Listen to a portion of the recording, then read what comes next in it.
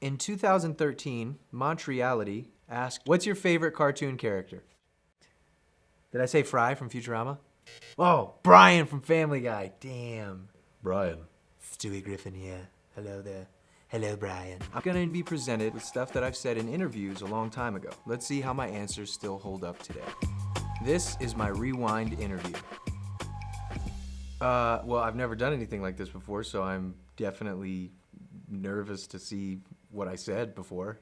It's gonna probably be really weird to see this guy who's just so like, rap, I gotta do it, I gotta make it. It's funny. Let's go back to 2011. I'm waking up in my best friend's basement, sleeping on his couch. I'm recording music I could only dream would make it out there and people would actually enjoy it. I'm scared, I'm broke, I'm a kid. After a performance at the University of Maryland, I was asked, how do you think your path to becoming a mainstream artist has been going? Sorry, it's just so funny. I think about this kid who doesn't know anything, doesn't know what he's doing, you know what I mean? I think I would say, I think things are going good. I'd probably do it in my Maryland accent. I'd be like, yeah, you know, things are good, you know what I'm saying? Little by little, build the fans up and the base and eventually go on tour and yada, yada, yada. That's what I think I'd say. It's my blank that sets me apart from others. The music that I'm making right now, I'll be making in 10 years, except with. This is super fun, yo. This is my message. It's my message that sets me apart from others. The music that I'm making right now, I'll be making in 10 years, except with. I'm gonna say, except with more fans all over the world. Reveal the answer. Oh. God.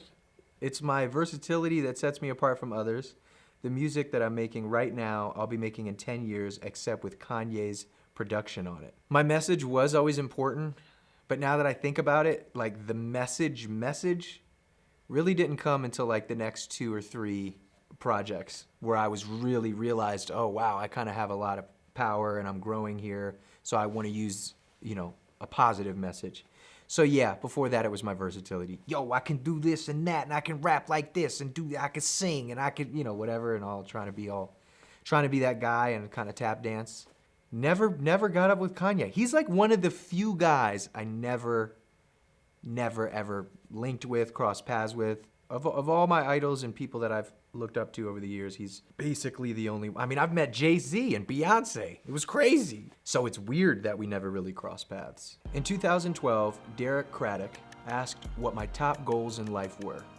This is really fun, man. My top goals in life were to become one of the biggest rappers in the world, spread a positive message, and I don't know, one day build a family of my own. Grammy and Oscar, and to be there for other people. Okay, well, I think the message counts in that, spreading a message. The Grammy, well, I got nominated. You know, it's funny, after you get nominated for a Grammy and you go to the Grammys and you lose to Bruno Mars, who's awesome, you kind of realize, with the utmost respect I say this, the Grammys are just a glorified one of these, man. Why allow that to essentially validate you as a creator or just a human being? Because all artists, that's who we are. But I mean, these things would be nice. Just a signal, something you can throw on your shelf and remember and go, wow, I did that. Also in 2012, I was asked by Go Where Hip Hop who I would want to collaborate with. So Kendrick Lamar, Kanye West, J. Cole, Drake, Mac Miller, guys like that. Okay. All right. Adele? This one's hard. I don't know. That's actually kind of insane. I worked with J. Cole. I worked with Wale. Kid Cudi took me on tour with him. He was the first person to ever believe in me. Met Jay-Z, and I still have never crossed paths with Kanye. Crazy. Insane. That's a pretty good, like 4 out of 5. That's amazing. In 2013, Montreality asked, what did you buy with your first big check from rap? Taco Bell. Yes!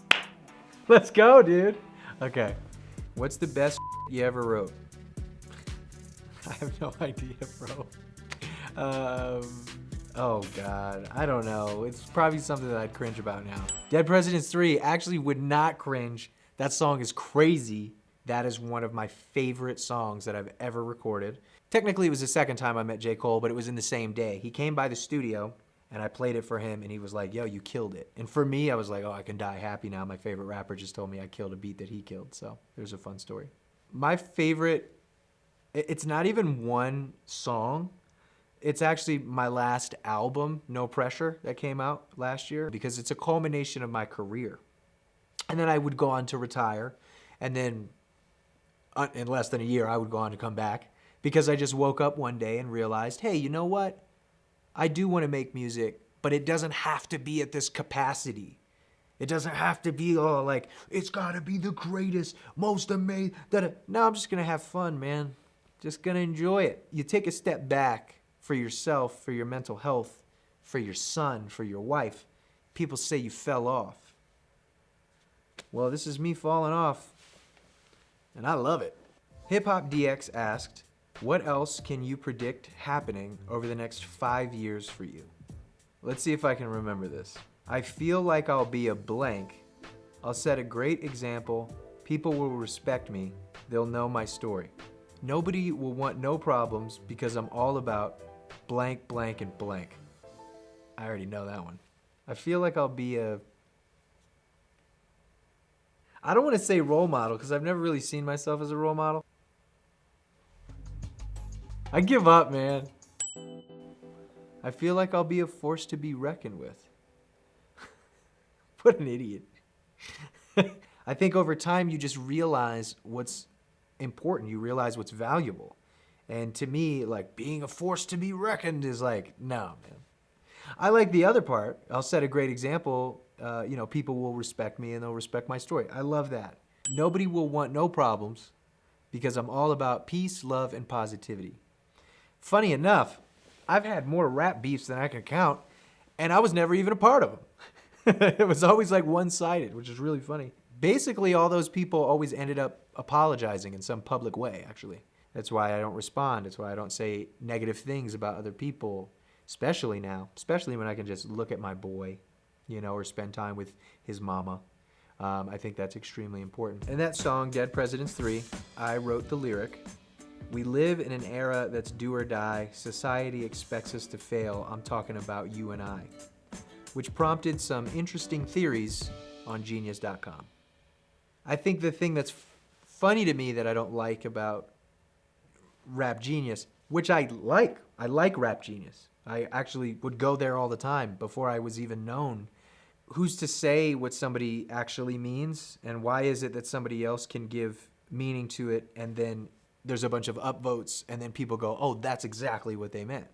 I think people tend to get a lot of lyrics wrong, but it's not a big deal. Who cares? Who gives a It's fine. Last year, Complex asked me about my troubled past, and I told them, I'm writing my autobiography.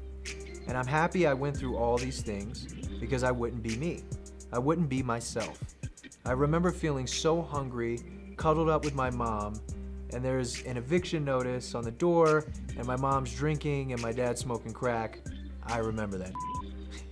Did writing your autobiography feel as therapeutic as writing rap? It felt more therapeutic than any piece of music I've ever written in my life. Because there wasn't the notion of, does this sound good? Does this, all this, the aesthetic. It's just the page and the word. I was able to put it down and close it. And now I'm in a new chapter in this next part of my life. I wrote this to just let other people know that they're not alone.